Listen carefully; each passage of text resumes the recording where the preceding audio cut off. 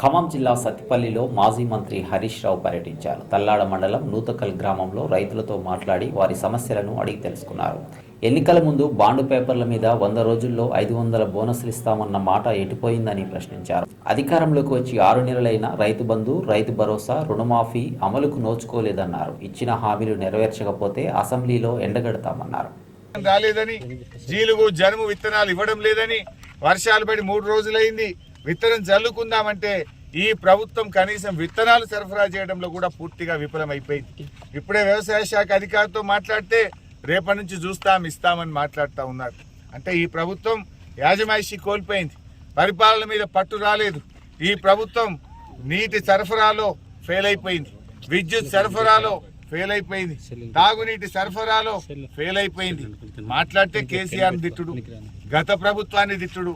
ఇంకెంతకాలం కేసీఆర్ని తిట్టుకుంటూ బతుకుతారు? తిట్లు బంద్ చేయండి, ముందు కిట్లు ఇవ్వండి. ప్రభుత్వ ఆసుపత్రుల్లో పోతే ఇవాళ కేసీఆర్ కిట్ బంద్ అయింది, న్యూట్రిషన్ కిట్ బంద్ అయింది. గవర్నమెంట్ ఆసుపత్రుల్లో మందులు లేవు, రైతులకు విత్తనాలు దొరుకుతలేవు. పెద్ద ఆయన చెప్తుండు కళ్యాణ లక్ష్మి చెక్ వస్తలేదు సార్, చాలా రోజులే ఎదురు చూడబట్టని.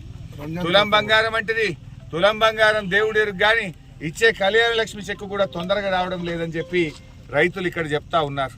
అంటే ఇలా పరిస్థితి ఏమైపోయిందంటే రైతులు, ప్రజలు ఎంతో ఆశపడ్డారు, కానీ ప్రభుత్వం పూర్తిగా వాళ్ళ ఆశలన్నీ ఆవిరి చేసి ఇవాళ పేద ప్రజలకు మోసం చేస్తూ ఉంది. ఇప్పటికైనా మేల్కొని కళ్యాణ లక్ష్మి, షాదీ ముబారక్ చెక్కులు వెంటనే ఇవ్వాలని, పెండింగ్లో ఉన్న చెక్కులన్నీ క్లియర్ చేయాలని చెప్పి కూడా ఈ ప్రభుత్వాన్ని మేము డిమాండ్ చేస్తూ ఉన్నాం. సో ఈ రైతు భరోసా డబ్బులు కూడా తక్షణమే రైతులకు అందించండి. జీలుగు జనుము విత్తనాలు రైతులకు అవసరమైనంత తెప్పించి వెంటనే యుద్ధ ప్రాతిపదికన రైతులకు అందజేయాలని చెప్పి డిమాండ్ చేస్తూ ఉన్నాం. ఇలా క్రాప్ హాలిడే ప్రకటించి ఖమ్మం జిల్లా రైతులకు తీవ్రమైన నష్టం చేశారు. గతంలో మా సండ్ర వెంకట వీరయ్య గారు, కేసీఆర్ గారు మీతో మాట్లాడి ఈ ప్రాంతానికి గోదావరి జలాలు తెచ్చారు. ఏదో ఒక రకంగా 1 తడో 2 తడులో ఇచ్చి గత ప్రభుత్వంలో పంటలు కాపాడినాం. కానీ ప్రభుత్వం వచ్చినాక పంటలు ఎండబెట్టింది, రైతులకు అన్యాయం చేసింది.